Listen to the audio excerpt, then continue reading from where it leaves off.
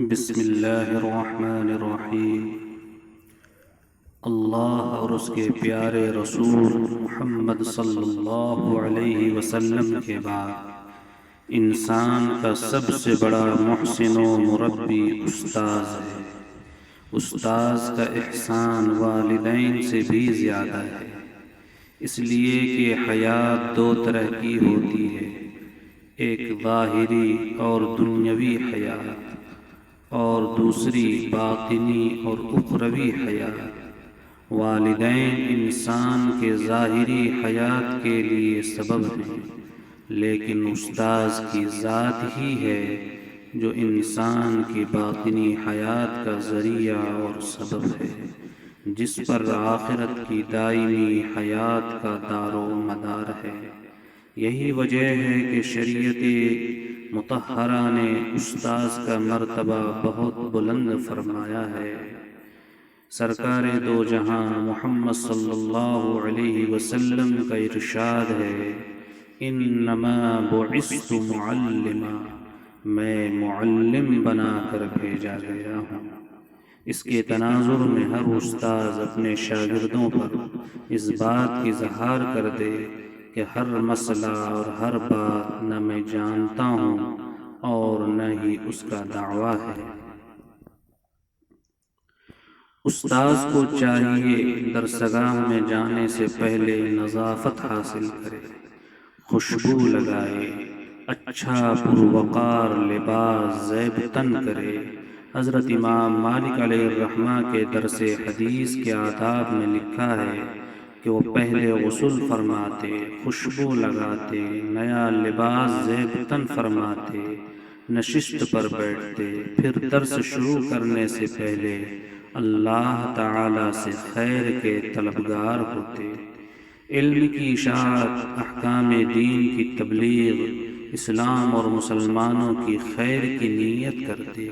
استاد کو چاہیے کہ اپنے حجرہ سے نکلتے وقت مسنون دعا پڑھے، درس سے پہلے ذکر کرے، درسگاہ میں داخل ہوتے ہی سلام کرے اور اللہ تعالی سے توفیق، اعانت و عصمت طلب کرے، سکون، وقار، تواضع کی ہیئت اختیار کرے اور بدہیئتی سے پرہیز کرے۔ دوران درس بدن، لباس یا کسی چیز سے نہ کھیلے اور ہنسی مذاق سے پرہیز کرے۔ بھوک، پیاس، غم اور غصے کی حالت میں درس نہ دے۔ اس امر کا بطور خاص اہتمام کرے کہ تھوڑا سا پڑھائے مگر مطالعہ خوب کر کے۔ یہ خیال نہ کرے کہ زیادہ پڑھا دوں تاکہ کتاب جلد ختم ہو جائے۔ کتاب جلد ختم کرا کر کیا کریں گے جب طلبہ سمجھیں گے ہی نہیں یا یاد نہیں رکھیں گے؟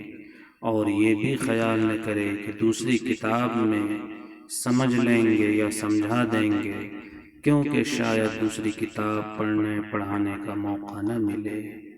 ہمیشہ یہ مسئلہ پیش نظر رکھے کہ جو تھوڑا پڑھاتا ہے وہ تھوڑے دن میں پڑھاتا ہے، اور جو زیادہ پڑھاتا ہے وہ زیادہ دن میں پڑھاتا ہے۔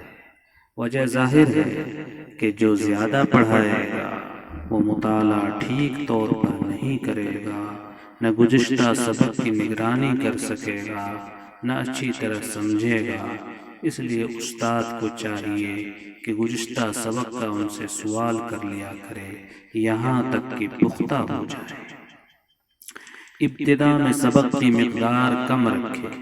اس بارے میں کہنا مشق استاد اس بات پر زور دیتے ہیں کہ مبتدی کے لیے سبق کی مقدار اتنی ہونی چاہیے کہ جس کو وہ زبانی یاد کرے، آسانی سے 2 مرتبہ دہرا سکے اور روزانہ تھوڑا تھوڑا پڑھتا رہے، تاکہ اگر سبق طویل ہو جائے اور زیادہ ہو جائے تو بھی یاد کر کے دہرانا آسان رہے۔ لیکن اگر سبق کی مقدار ابتدا ہی سے زیادہ ہو کہ 10 مرتبہ میں سمجھ میں آئے تو یاد کیسے ہوگا؟ جب ابتدا میں یہ کیفیت ہوگی تو آخر تک یہی کیفیت رہے گی اور اس عادت کا چھوٹنا بہت مشکل ہے۔ اس لیے کم پڑھائے مگر خوب یاد کرائے اور یہ بھی یاد رکھے کہ ابتدا ایسی چیز اور ایسی کتاب سے کرے جس کا سمجھنا آسان اور مختصر ہو۔ استاذ کے پیش نظر یہ بات ملحوظ رہے کہ سبق پڑھاتے وقت ایسی تقریر نہ کرے جو طالب علم کی فہم اور استفادہ سے بالا تر ہو۔ اس میں معلم دو جہاں حضرت نبی کریم صلی اللہ علیہ وسلم کی پیروی کرے۔ آپ نے ارشاد فرمایا کہ ہم کو یہ حکم ہے کہ لوگوں کے مراتب کا لحاظ رکھیں اور ان کی عقل اور سمجھ کے مطابق ان سے گفتگو کریں، اور فرمایا کہ جب کوئی شخص کسی قوم کے سامنے ایسی بات کرتا ہے جس کو وہ نہیں سمجھ سکتے تو وہ بات فتنہ کا سبب بن جاتی ہے۔